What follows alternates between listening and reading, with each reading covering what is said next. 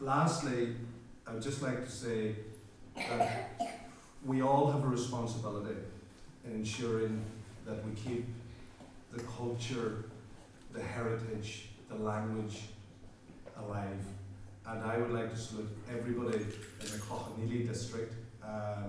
through the Sean Bheairice and in different places when people are going to the shop who are making an effort, a few words in Irish, people that have broken Irish, like where I was a year and a half ago,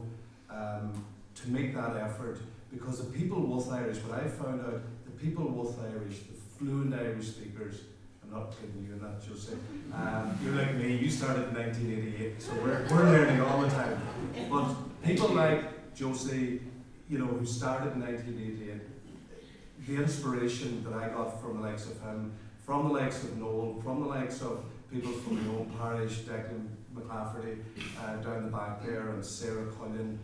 and her daddy Paddy. Irish was always around me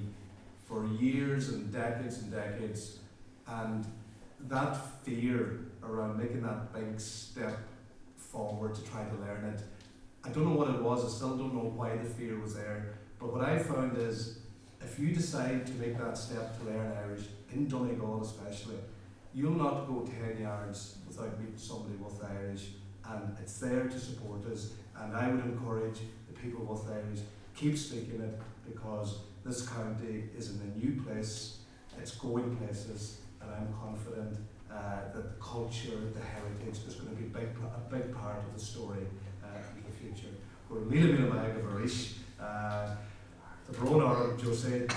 the Rainish, and all orange rain, and there's mille